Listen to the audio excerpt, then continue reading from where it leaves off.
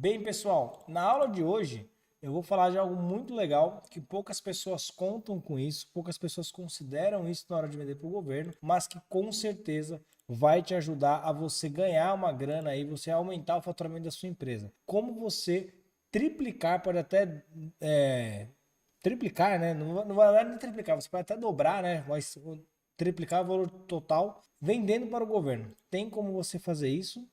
Você vender 3 vezes, né, o valor que você achava que venderia, e é uma maneira um pouco simples até, né, mas que poucas pessoas se atentam, e essa é a aula de hoje. Então, vamos lá, pessoal. Como que você faz isso, Serra? Como que eu aumento aí minhas vendas vendendo para o governo sem muito esforço? Uma ouvinte, uma espectadora, enfim, que perguntou sobre o SRP, como que ele funciona, né? Quais são os benefícios do SRP, o que tem que se atentar, dica para quem quer vender, enfim, vamos lá. O que é o SRP, galera? O que é o Sistema de Registro de Preços? Ele é o seguinte, você participa da licitação e você precisa ficar com aquele preço durante a vigência da ata, e o órgão público, conforme vai tendo necessidade de pedir aquele produto, ele vai mandando para você os pedidos, beleza? Esse é o Sistema de Registro de Preços. Você deixa seu preço registrado com o órgão público. Pela nova lei, até fazendo um parênteses aqui, pela nova lei, o sistema de registro de preços ele pode ser renovado por até mais um ano. Então, claro, você precisa concordar com essa renovação, no meu entendimento, a lei não vem expresso isso, mas não é um poder discricionário, no meu entendimento, do órgão público. Você também precisa concordar em renovar, assim como um contrato. Ambas as partes precisam estar de acordo. Mas olha que beleza, 2 anos de vínculo com o órgão público. E eu sei que você vai falar já logo de cara, Serra, mas a inflação é ruim, porque eu sei. Calma, que eu vou te falar aqui algumas coisas importantes que você talvez não tenha se atentado sobre o sistema de registro de preços. Então vamos lá. O que é, quando acontece uma licitação pelo sistema de registro de preços, eu vou falar sobre como se fosse um pregão, partindo do pressuposto que seja um pregão. Existe alguns atores, né, algumas pessoas envolvidas, alguns órgãos envolvidos nesse processo. O primeiro deles é o órgão gerenciador. O que é esse órgão gerenciador? É ele que faz a licitação. O edital sai no nome dele. Quando você fala, o órgão tal publicou um edital, ele é o gerenciador. Aquele cara é o órgão gerenciador. Só que ele não necessariamente é o único órgão que está participando daquela licitação. Eventualmente, você vai descobrir que existem os órgãos participantes. O que são esses órgãos participantes? Eles estão participando daquela licitação desde o começo.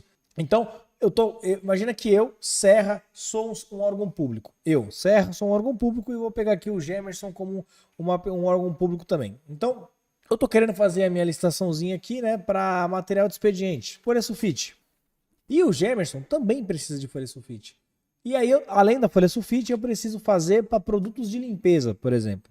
Então, eu preciso fazer para produtos de limpeza e para folha sulfite. E o Gemerson também precisa de produtos de limpeza. Então eu faço um acordo com ele, digamos assim. Eu falo, Gemerson, vamos fazer o seguinte. Eu, Serra, vou fazer para você a licitação de material de expediente. Material, folha sulfite, caneta, essa coisa. Eu faço e coloco as suas quantidades junto com a minha.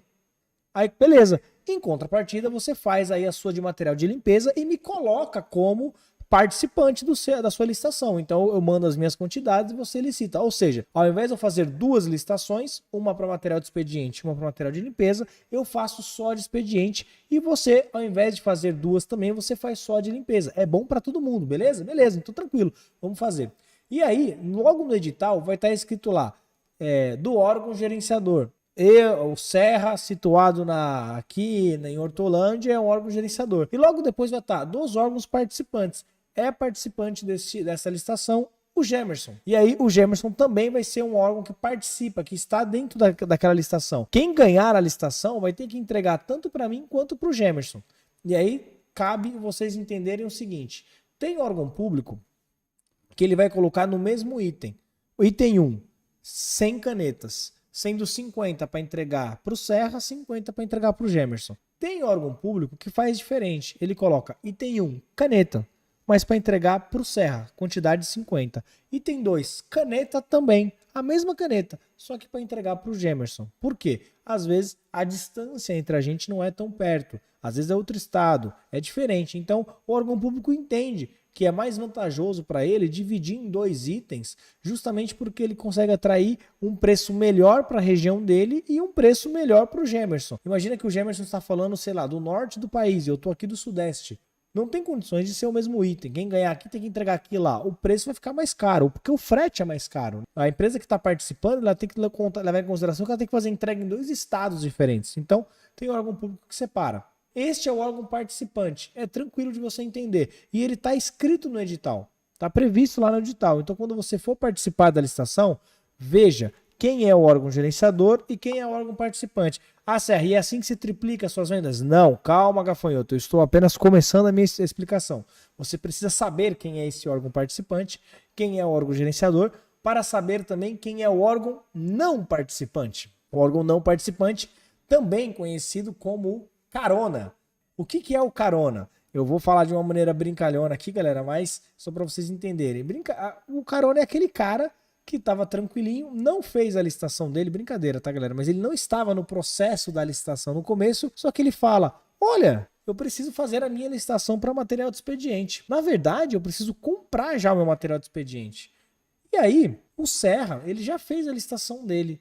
E tem um preço legal, é um preço compatível com o preço aqui da minha região. Deixa eu ver se ele me autoriza a pegar uma quantidade lá da licitação dele, uma quantidade a mais da licitação dele. Ou seja, se eu licitei 100 canetas, eu posso liberar uma quantidade a mais além dessas 100. E aí, esse órgão participante, ele pede autorização para mim. Ele fala, Serra, você consegue liberar para mim uma parte dessa sua licitação, né, um percentual? Estou precisando de 20 canetas aqui. Você consegue liberar para mim? Eu falo, beleza, eu libero. E está resolvido? Não. Agora o fornecedor vai entrar em contato com quem? Com você. Vou dar outro exemplo aqui de quem está na live. O Thiago, porque o Thiago foi quem participou da licitação e ganhou a licitação de caneta. Foi ele que participou, ele que ganhou. Só que ele em nenhum momento sabia que tinha que entregar para outro órgão público. Jamais, ele não sabia. Agora chegou esse outro órgão público aqui querendo essas canetas. Ele vai falar, Thiago, você ganhou essa caneta aqui na licitação 1 de 2022 lá do Serra. Você consegue entregar pelo mesmo preço para mim? E aí você fala, opa, deixa eu ver. Ah, você está precisando de 20 canetas, onde você fica? Ah, eu fico no órgão tal. Ah, é perto da minha cidade, é perto da minha empresa, dá para entregar? Dá para entregar. Aí você concorda em entregar para ele. Então veja, você nem queria vender para ele, você nem sabia que esse cara existia e ele entrou em contato contigo querendo comprar o seu produto que você já ganhou numa licitação. Olha que beleza. Fácil, né? Claro, parece fácil. Agora, o que você tem que se atentar?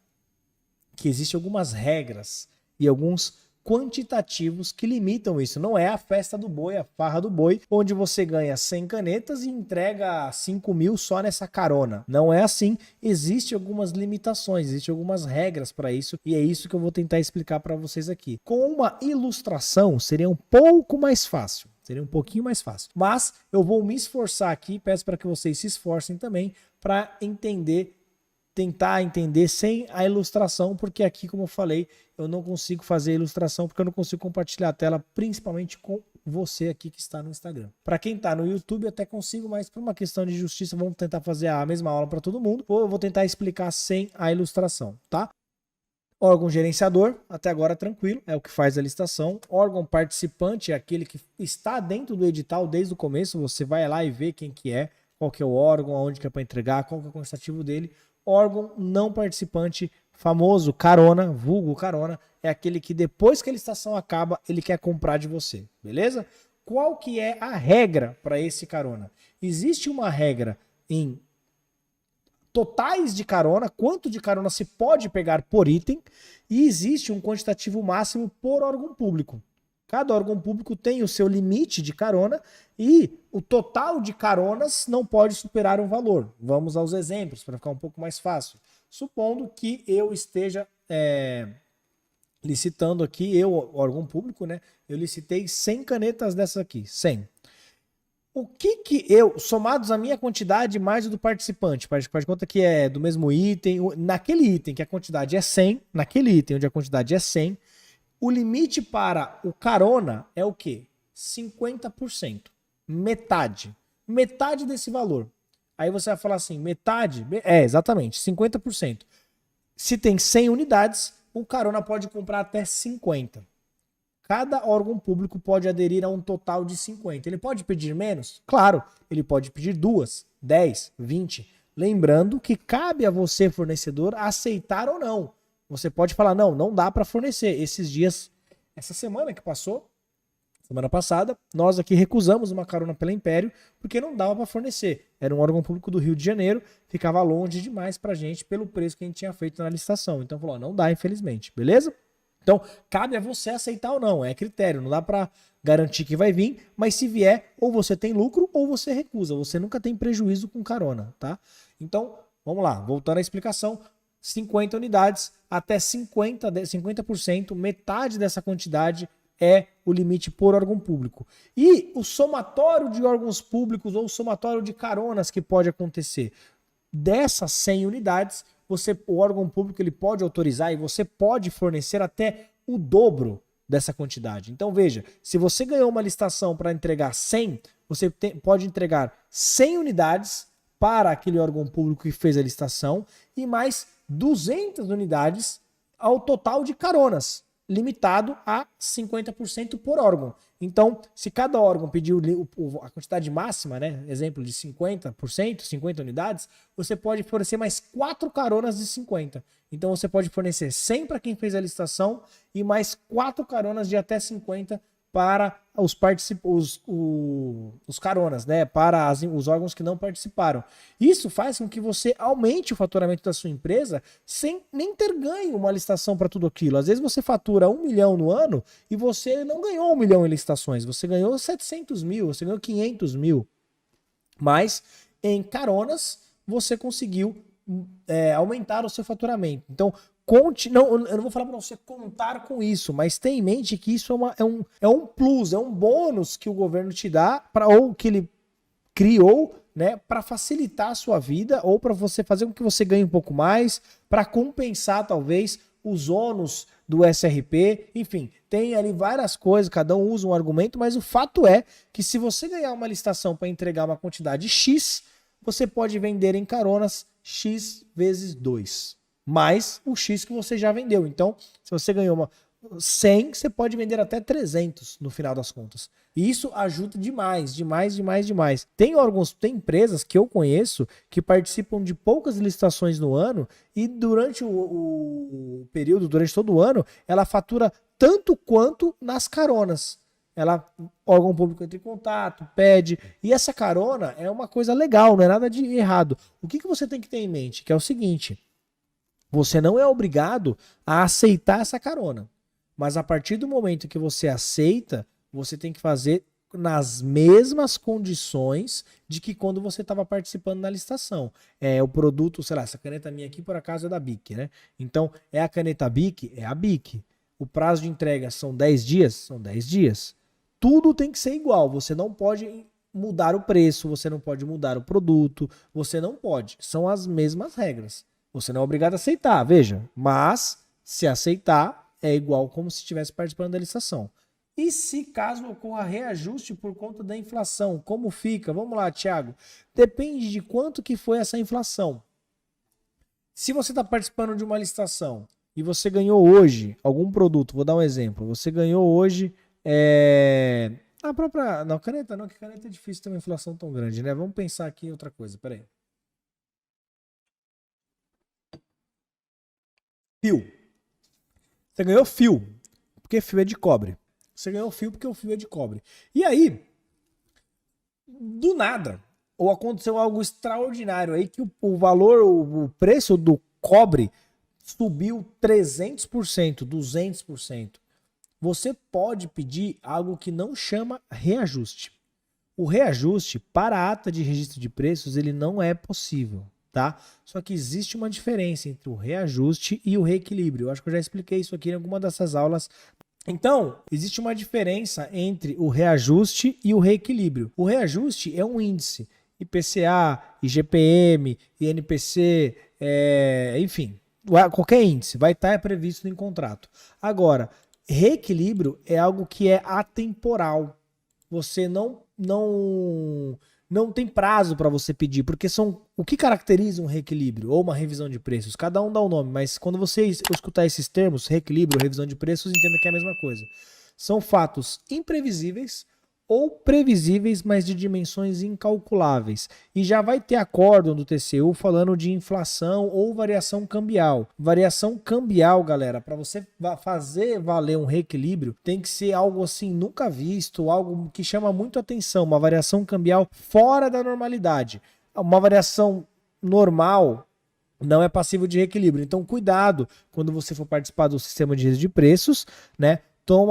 Se atente a esse ponto, mas saiba que se tiver uma variação que realmente seja algo discrepante, você tem ferramentas para pedir sim um reequilíbrio, tá bom? Nós já conseguimos aqui em ata de risco de preço um reequilíbrio, nós já conseguimos aqui alterar o preço do empenho. Por quê? A ata em si, ela não vai, dificilmente você vai conseguir alterar, mas no empenho você consegue, porque o empenho tem peso de contrato, ele vale como um contrato, e você pede um reequilíbrio. Dá para fazer sim, a gente já teve sucesso aqui em alguns casos, ou no pior cenário, você pode pedir para o órgão público tentar rescindir aquela ata amigavelmente, ou rescindir o empenho, cancelar o empenho, porque não dá para entregar. E o órgão tudo vai da maneira que você se explica, da maneira que você justifica isso. O órgão público ele vai entender quando for algo gritante. Eu vou te dar um exemplo claro que aconteceu aqui conosco.